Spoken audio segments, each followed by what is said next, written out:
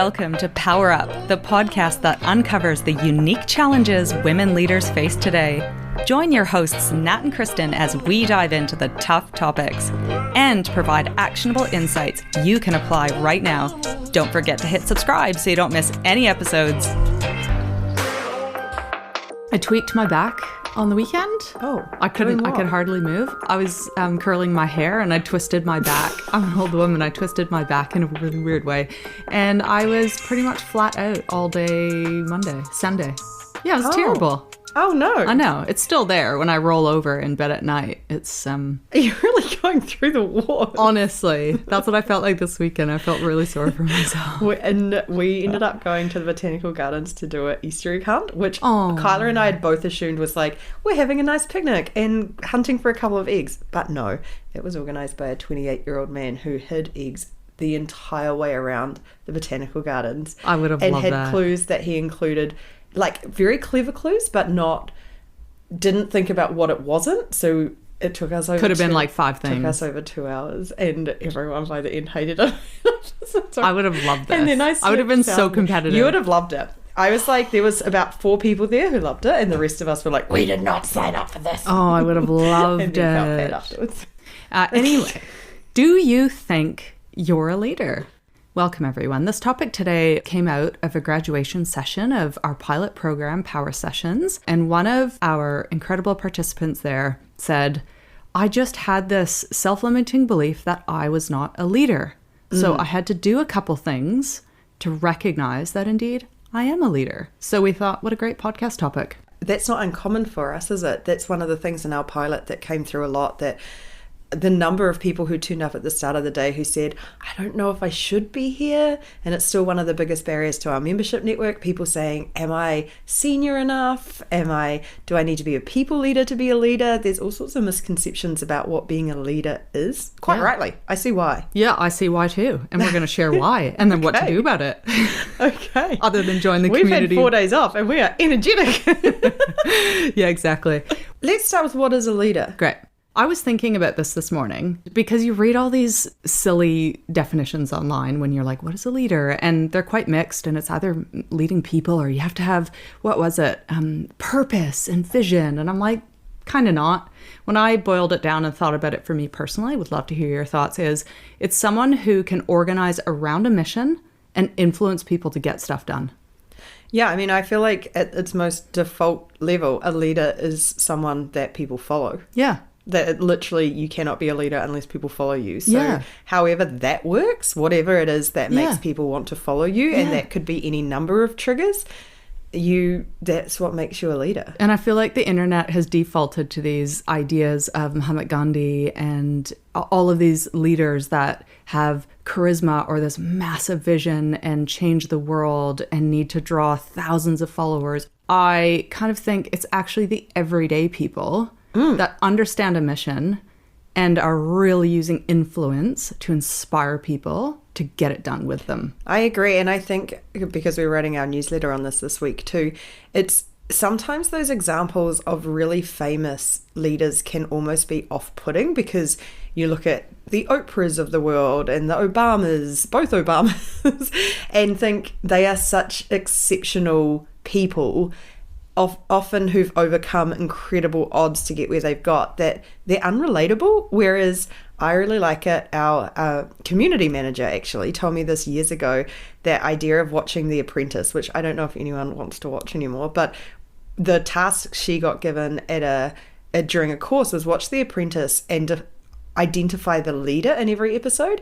And she said in each of those episodes, and often at work, you'll see it at work too, someone is nominated as a leader. There is the project leader or the people leader. But what they were told to do is, instead of looking at who got the job title, look at who was influencing everyone. Look at who everyone was following.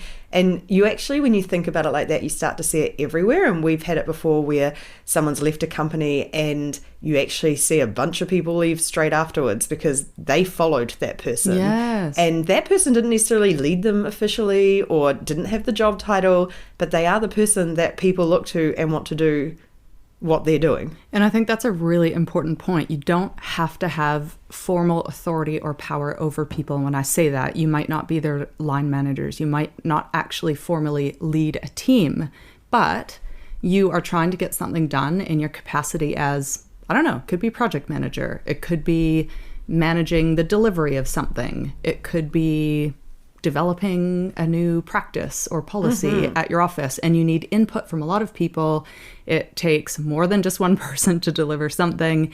It crosses, I'm sure, all sorts of business units and stakeholders, and that, I think that's really important to underline, that you will have to influence people as part of that, to support, to endorse, to contribute to help you deliver. But it does not take formal authority over those people. No, and I think the other really key part there is you can do it in all sorts of different ways. And I was just reflecting on what you said about leaders are painted out to be sort of visionaries. We probably all know a bunch of people who are incredible ideas people, or people who have thought of these incredible things, who aren't leaders because no one's following them on their thing. They have these great ideas, and you see it with business all the time, these brilliant ideas that never go anywhere, because being a visionary is very different from being a leader. And being a leader can be done in multiple ways. Like, I think you and I probably default to standing up and inspiring people and going, this is what we want to do, get in behind it. My girlfriend is probably in some ways the exact opposite. She really quietly sits and absorbs information and really figures it all out, and then quietly goes about making little decisions and little actions that start to build influence. Yes. And then before you know it, everywhere I've seen her work, people start to look to her and go, what would you say? And she's never stood up in front of everyone. She's never made a song and dance, but she just very quickly becomes known as someone who knows what they're doing, and then people want to follow that. And I think those are two great examples of how leadership can look very, very different, and both of them can work quite well. Yeah, and I love that she's being authentic to her leadership style, which is quietly, getting her point across, making recommendations, having smart decisions. She's probably a thinker. That might be one of her strengths, able to connect the dots and just quietly goes about it. And when things start to work, people kind of go, oh, this is a new and interesting way of working and delivering things. And there's a whole different, I mean, if we look at every single one of our friends, they probably all have quite a different style, and all of them can be really successful. Well, I would say that my style as a child would have been painted as bossy, so I think that's something for a lot of bossy, I remember that word. and as a lot of women, it would have been painted as bossy, because I didn't mind taking charge in a situation. And so that effectively we have all these negative connotations with leading, and for women that is just one of them. So that would have been my style. I think a lot of young people have that style, because before you hone your skills, if you know what you want to happen, you don't have the finesse to bring people along. You just demand it. Yes. Well, that would have been my way of bringing it along, I suppose. But I do have a memory of an interview, and I might just share it quickly. And this was, now that I look back, I thought I was like this nothing uni student. I had no power, no influence, but in a high pressure situation, which was an interview, which I'll share with you in a minute, I had to display leadership skills, and I ended up getting the job. So it was for Coca-Cola, and they were choosing 2 representatives for each province in Canada. So I think we have 13 provinces in Canada, sorry, Canadians, plus 14, probably Nunavut, but which is territories. Oh my gosh, I probably have this wrong. We have some territories and provinces in Canada, so they were to be counted. Yeah, so let's say there were maximum 30 people that were hired by Coca-Cola to represent Coca-Cola that summer at a number of events and doing all sorts of things. And were you dressed as like Santa Claus on a boat? Like, what do you do representing Coca-Cola? You're selling the dream of Coca-Cola. It's brand awareness. Brand awareness. You show up at all the events all over. Like I traveled summer festivals and stuff. stuff. I lived in a van. Kristen is a festy gal. I lived in a van for the entire summer. And we did this thing. It was actually really neat. So anyway, they flew hundreds of people out to... Did you wear red every day? Yeah. They flew hundreds of people out to Toronto as part of this interview, those that got narrowed down. I was barely 19, maybe 18. I have no idea. And they put us through one-on-one interviews, 3-on-1 interviews, group interviews. And then it came down to the last, I don't know, let's say 50. And they needed to get down to 30. And so what they did, this is so weird in retrospect, they put us in a room and they gave us a scenario, but we weren't allowed to look at the scenario until we were in this room. So imagine 50 people in a room behind a glass pane with all of these Coca-Cola executives sitting on the other side of the glass pane. It was real high pressure. And we've been flown to Toronto to do this thing, right? At the big Coca-Cola place. So we flip it over. There's so many orange flags in this situation for me. I'm like a bunch of, I presume, old white men watching a bunch of young, I presume, women competing to get to represent. Okay, so we flip the scenario over. And we've been in a plane crash, and we are the survivors of a plane crash, and we need to figure out how to survive and get ourselves out of there. Kristen killed everyone at 8. So I didn't need to resort to that. But I can't remember all the details. Memory fails me. But what I do recall, it was pandemonium, and everyone was going in every direction. And I remember just going, we're not going to get anything done. So I engaged my historically labeled bossy gene. And I was like, yo, we need to organize. And the first thing we need to do is to figure out how to survive. Because everyone was like, oh, let's go figure out how to escape and all this stuff. And I was like, days in the desert, we're going to all die from dehydration. We need emergent, And so I knew some random reason I remembered salt. Like if you have salt, you can survive. Please don't ask me why. There was something related to salt I remember from science class. So I was like, we've got salt. Like everyone's madly Googling why salt. There was no Google back then. Now they are. Oh, now they are. Listening to this. They're like, is Kristen giving us survival tips or is she trying to kill us all? Let me tell you what, I don't remember how the rest of it went, but I remember by the end of that scenario, I had 50 people following me as we navigated survival packs and how to escape from that situation. And it was the smallest thing, but I gather on the other side of the panel, they were looking for the person who could engage, communicate, influence, blah, blah, blah.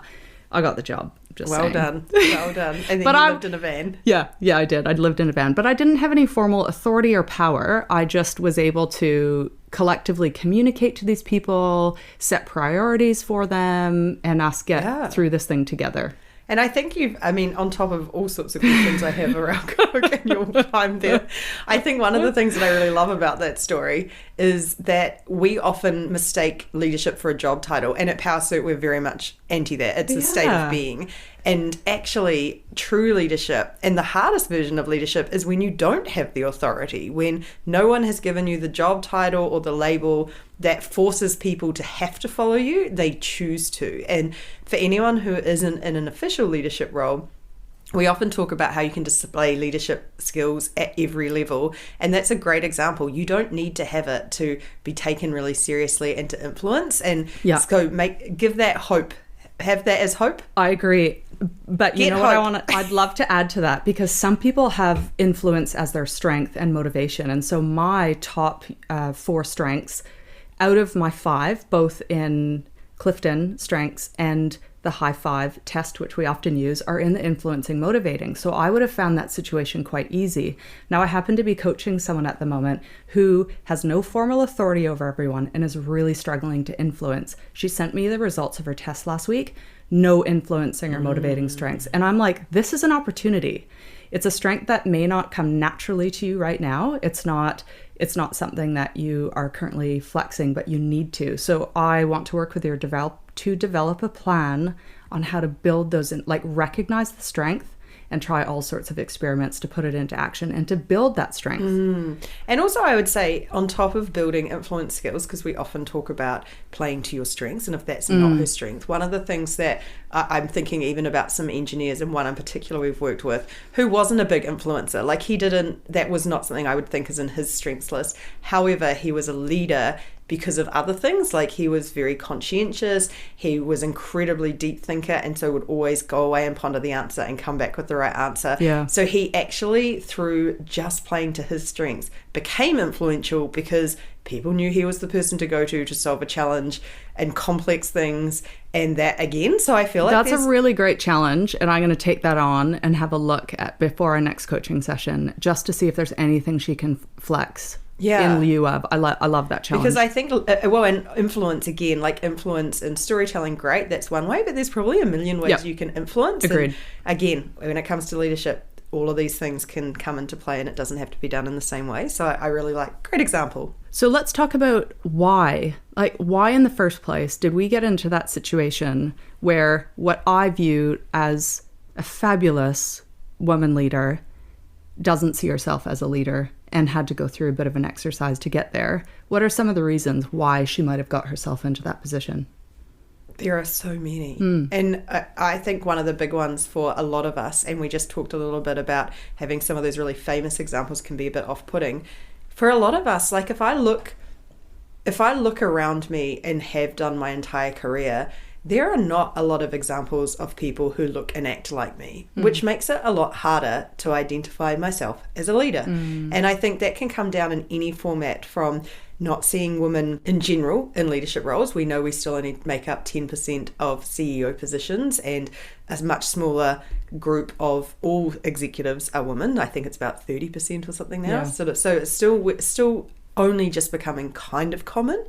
I think if you make different life choices, like I think if you have children, for example, and you are the primary caregiver for a year or 2 or 5, you probably see fewer examples of people who look and act like you in those positions.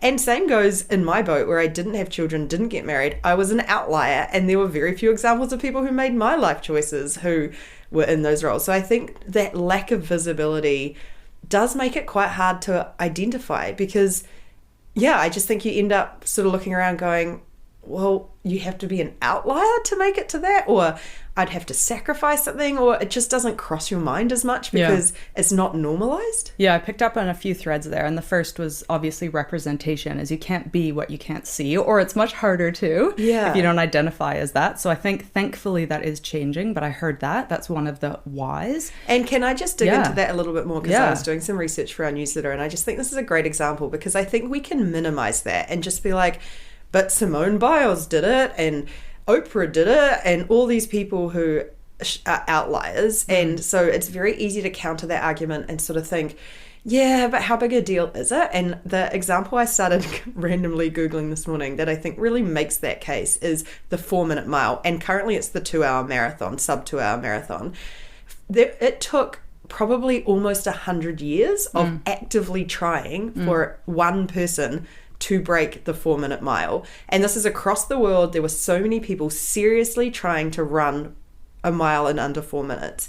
Once the first person did it, within, I think it was 47 days it took for the next person to do it.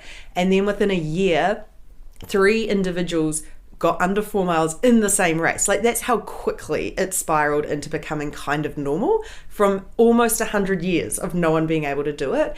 That mental barrier was so strong that it meant no one could do it until they could see it could be done. And I think, as much as it almost feels like a cliche these days to say you can't be what you can't see, because we know it's not true, you can, but those mental barriers are incredibly powerful. And so it is important to not underestimate the power of not having as many role models and not necessarily naturally linking women with leadership in how we see ourselves. Yeah. Love that. Great example. And along with that is leaders that look like this or act like this, and all these biases and stereotypes of leadership and what a leader should be. And we do an exercise as part of our pilot program, Power Sessions, where we ask people to close their eyes and think about what a leader looks like. And thankfully, again, these things are shifting and changing, but middle-aged men would have been tall, would have been running a giant tech company, would have had led in quite an autocratic style.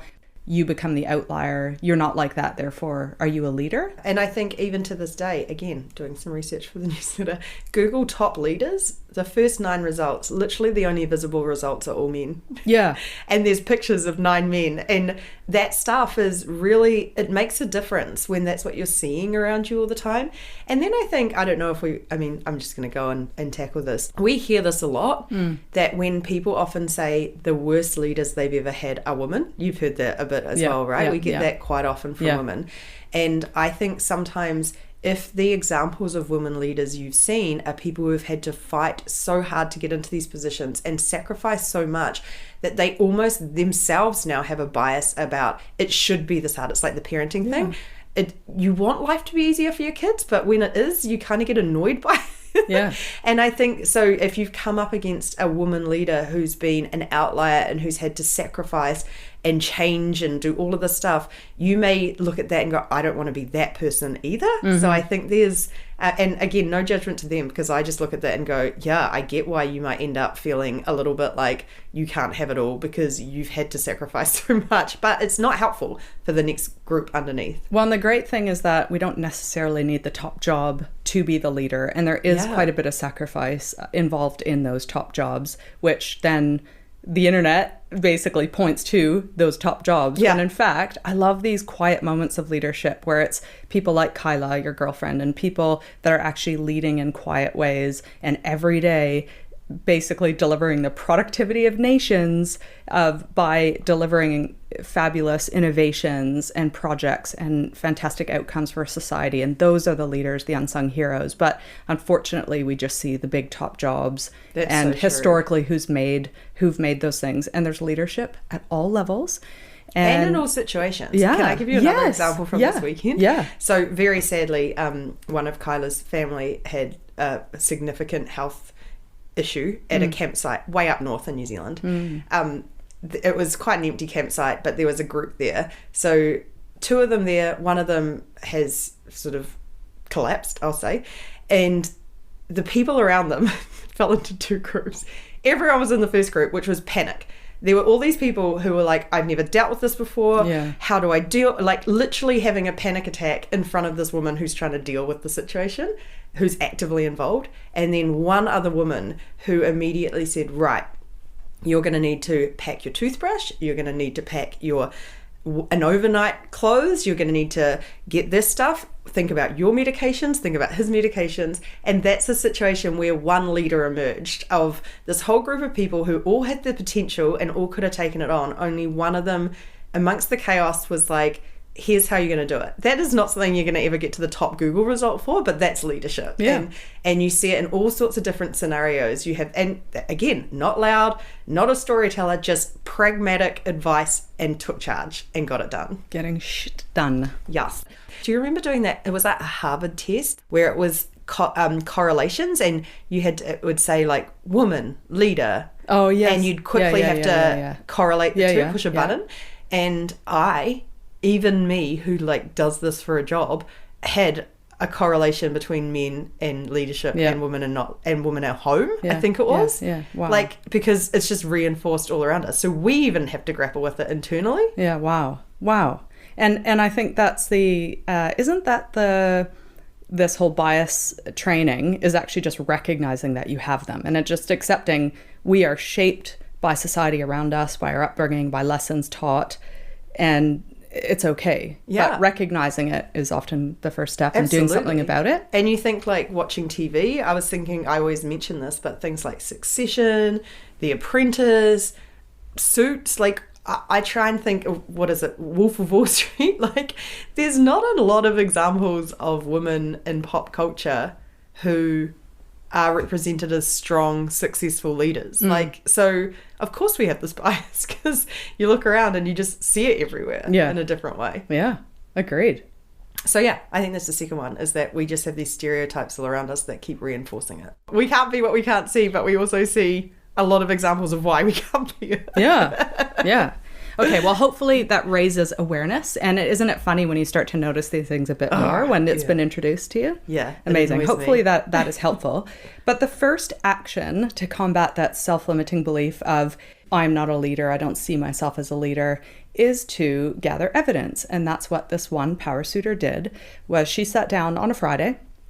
She looked back at every interaction of that week. And you can actually Google leadership behaviors, and some of them are cheesy, like vision and communication. And yes, okay, we need those things. But I actually think things like making decisions, decision making, and I guess communication is one of them. But there's some really common leadership behaviors that you may have in interactions that I love, because you'll be able to identify, and I'll link the article, you'll be able to identify yourself in all of these things. And these are leadership behaviors. So she sat down on a Friday afternoon and she went back through all of her meetings, all of her interactions. There might have been a couple sales engagements through that period, might have been a networking event.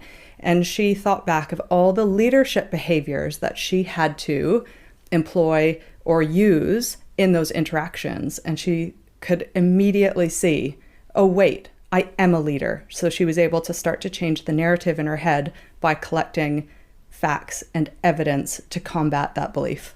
I love it. Yeah. And I think the other one there is how people relate to you. Like if people come to you with questions, if people come to you to help with solutions or for support or turn up to things, like the way people relate with you often will give you an indication as well that they see you as that. If we go back to the really fundamental definition of they follow you as a leader, that can help build the evidence of that as well. And just think about all the times that week someone came to you for advice, or came to you for a solution to their problem, or came to you for anything. That is leadership that they're asking of you. Yes. And then I just had these 3 questions. I don't know why I like them. I think it was part of these gathering evidence. But this is about if you just stop and kind of think, what initiatives, there's 3 things I'll just read out. What initiatives have you been involved in that you're really passionate about? You've probably stepped up and taken a lead role because you are passionate about it. So start to think about what are some initiatives, both in your personal and professional lives, that you've been involved in that you're really passionate about. You care deeply about the mission and delivering the outcome of that thing. Think about that. The second is, when have you stepped up and spoken out? So that could be in a situation, in a social situation where you want to just speak out on someone's behalf. It's a bullying situation, or actually stood up and corrected someone. It could have even been the mispronunciation of your name. When have you stepped up and spoken out?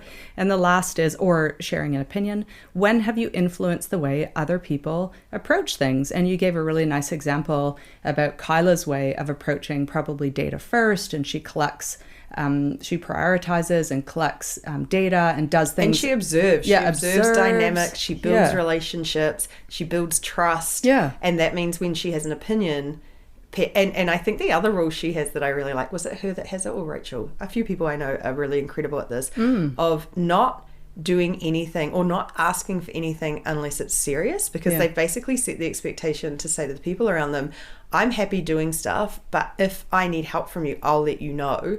In a way that means that they've built trust of, like, I will tell you, and you know when I say this, it's serious, that I've and setting that expectation. So I think love that. Those sorts of behaviors, all of them, and each person has different versions of them, or some of them and not others, and different ones. I think they really, when you start to realize how many different types of behavior there is. Yeah. So many leadership styles and approaches to leading a group of people. And I would say on those 3, if you haven't already, you should all watch Lessons in Chemistry. Have you seen that show? No, I haven't. You really should watch it, because I think she shows all 3 of these things. And this is a chemist who was not allowed to be a chemist because she lived in, 20 years ago or whatever, when women were banned from such things. A bit longer.